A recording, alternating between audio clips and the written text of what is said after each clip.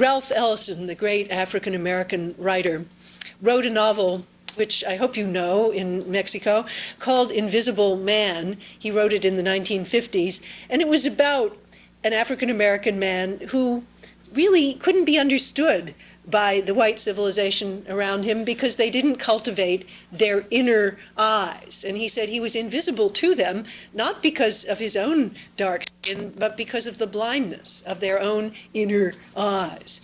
Well, the novel itself was meant to be a cultivation of the inner eyes of the reader. And Ellison said that a novel like that could be what he called a raft, a boat, of perception, hope, and entertainment that could help us get over some of the snags and whirlpools that lay between us and the democratic ideal. So he's thinking of democracy as a float on a very difficult river, and novels can be boats that can help us get through the currents of that river and get to the other side somehow, because of the way in which they work on the inner eyes. Well, I think there are very many different ways in which courses in literature and the other arts can do this, and sometimes they work best if they take very classical, highly general works of literature. In thinking about the suffering of people who are excluded, I think there's no more powerful work in the world than Sophocles' drama Philoctetes, about the sufferings of somebody who's been excluded because he smells bad, he has a disfiguring disease, and one can use a verse drama like that as a jumping off point to talk about all kinds of different issues of exclusion. But sometimes, too, you're going to want to choose works that deal more concretely with the struggles of particular minorities in your own country or in other countries that you especially might deal with obtusely and blindly. So I do think that a course that acquaints students with Ellison's great novel has a specific value in addition to a course that would treat Sophocles and Aeschylus and other classic writers.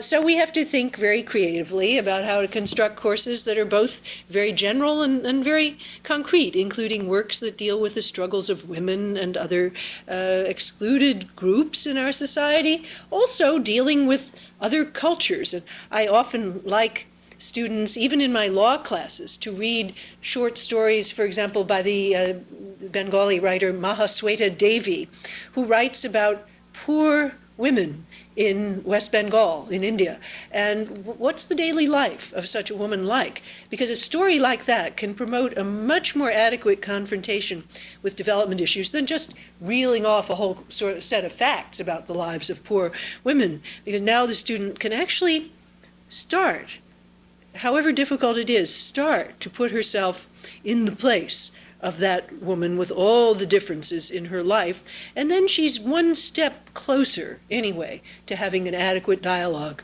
with people from a different culture. So I think I'll stop the introduction at this point and start having some questions. Okay. I'll try to, yeah, like that, I'm sorry. Okay. Well, we will be waiting questions from the audience in Mexico, but I will start asking some questions. Your work on emotions. Critical thinking is good for any citizen, but can tolerance be achieved just by critical thinking? What about emotions? What else is it needed?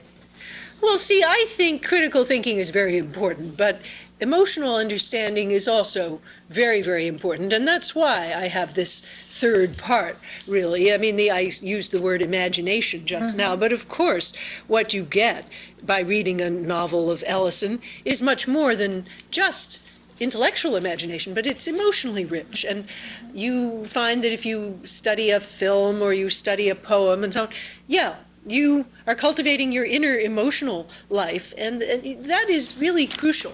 There are many, many emotions you need to understand. You need to understand, of course, the anger that excluded people feel, and you need, but you need also to activate your own faculty of sympathy and common fellow feeling. So there are many different emotions that you need to think well about, and you'll also want to understand emotions that are not so pleasant, like disgust and stigma, you'll want to see why it is or how it is that people express disgust toward other people, and they stigmatize them. That's what my book, Hiding from Humanity, is about. And you don't begin to see why that's problematic in political life until you see some examples of how people do that. Okay. One more question, and then we will go to Monterey, where Barbara Petz will start asking questions. You talk about minorities, you talk about women, and in your book, Cultivating Humanity, you talk about the prism of gender. Could you elaborate on that? I think that's very important, the way you see traditional ideas. Well, I think, when you think about obstacles to understanding, one of the most powerful obstacles is the gender line. Think about the ancient Greeks who went to the theater and they saw plays about women who were raped in wartime and so on. That was a very difficult challenge to the democratic imagination because their democracies, only males were citizens, and most of the people in that theater were men. But they were being asked by those plays to imagine the pain of a woman who's been raped. And I think often that line is very difficult to cross. If I find myself, I can think maybe what it might be like to be if I had been born in a different social class or I'd been born in a different race. But to think of yourself, your very own self, as different in gender is very, very, very difficult to do. And gender inflects every single part of a child's life from the moment that it's born. For example, we know from experiments that if the very same baby is labeled a female, people will treat it differently from if it's labeled a male. For example, if people think the little baby is a female, they will tend to be very protective and hold the child close and say, "Oh, poor thing, I must comfort her when she cries." If they think it's a boy, they'll be much more likely to bounce it in the air and say, "Oh, ho, ho," and say, "Well, now he's crying because he's angry and he wants to get what he wants." So knowing these things, I think we know that gender enters our lives in a very profound way, maybe even more profoundly than race or other differences, because it just affects how we're treated from the moment we're born. And so then to become aware of that, to become aware that we do that, to become aware of what the gender concepts of our society are, what parts of that might be a barrier to women's equality, all of that is what I mean by seeing society through the prism of gender. Okay. So,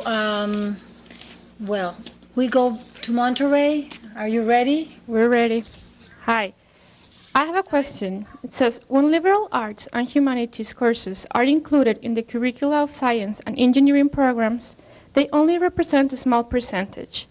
Thus, this type of students will only take a few credits in literature, a few in philosophy, and so on. Is there any sense in making science engineering students go through this, even if they just get a glimpse of arts and humanities? Oh, yes, absolutely. I think there is a sense. And, in the U.S., we have a wide range of different practices on this, but some of the students that I describe in my book are, in fact, students who are going into business or into science and technology.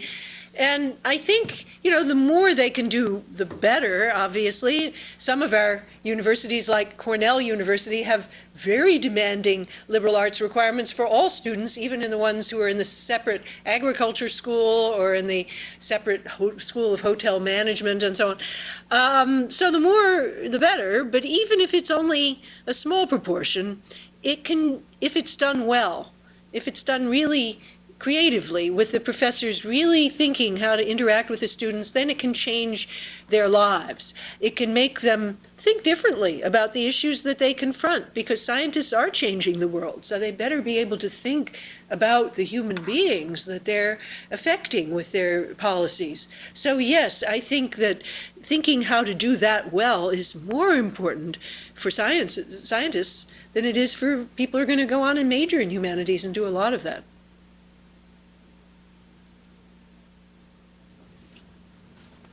Thank you. Professor Nussbaum, it's a pleasure to be in contact with you, even though it's through this electronic media. I wonder if you have something to tell us, a recommendation regarding the following. We live in Mexico in a society that, if we were to take someone's categories, like Karl Popper's categories, we would call it a closed society. That means that the 3 ways that you offer to enhance the curricula of university faces with a lot of challenges from the society. So I would like to ask you if you have recommendations for people, that is perhaps the case of many of our teachers here, that know that critical thinking may be opposed by society. So our students sometimes feel that, well, being critical is not going to be welcomed in industries or in their family. So what would you do if you were in our situation, in which you know that perhaps what you are trying to infuse in students, the critical thinking, may be, not risking, not that endangering their lives, but maybe not going to fare very well. And we know by history that the way that Socrates and other people have fared is not very hopeful. Yeah, well, I mean, look, I don't think your situation is all that different from ours in this respect. I mean, you've, like Mexico, U.S. Has a democratic structure, but at the same time, it's a very conservative society. And I mean, in our case too, parents are very frightened when kids go away to college, and they really do think that the young people will be corrupted. It's very much like the old situation that Socrates was in when he had to defend himself on the charge that he was corrupting the young. I do think that you have to try to listen to people who are worried and find out exactly what they're worried about. Now, I think often they're worried because they think, wrongly in my view, that people who think for themselves are irresponsible people, that they will somehow become selfish hedonists and they will run off and do whatever they please. That's indeed what the parents in Socrates' day thought too. And I think, to those people you can say, look here, somebody's ethical life is never going to be stable if they do what they're told only because of habit and only because of tradition. But it's actually when they've learned to think it out for themselves and to find out what their deep reasons are for endorsing those ethical principles that they will be much more stable in life. And actually, that is a very time-honored Roman Catholic position. So if you're dealing primarily with Catholic parents who are saying that, I think you have very little resistance on that score, because the major Catholic universities in the United States are the ones that are most promoting critical thinking. I mean, there's no other universities in America that require philosophy, but every single Jesuit university is requiring 2 semesters of philosophy, sometimes 4 semesters of philosophy. So I wrote a separate chapter, as you know, about liberal education in the religious traditions, because I thought that was an especially interesting topic. But actually the Catholic tradition was the one that gave least resistance. Evangelical Protestants who really do think that there's an antithesis between reason and faith, who think that maybe even searching for reasons is getting into the vice of secular humanism. Those people are much more difficult in the United States to convince. But I think, you have the Roman Catholic tradition as a very powerful ally, and you can mine that tradition for voices that defend open-minded critical thinking in the university, and just bring out those texts from, Dante is one very good one, but there are many, many that you can find, and just say, look here, it's actually our tradition that faith and reason are complementary, and that we want our moral lives to be lived on a secure foundation. And I think you go on to say, look, we're all in a pluralistic society. There's no country now which is not pluralistic, that has a plurality of cultures, of races, of religions. And so for that reason, in addition, we need to be able to argue together and to find ways of speaking that aren't just habitual and aren't just traditional. So given the fact of pluralism in every modern country, democracy will fail if we don't learn how to think critically and to talk together.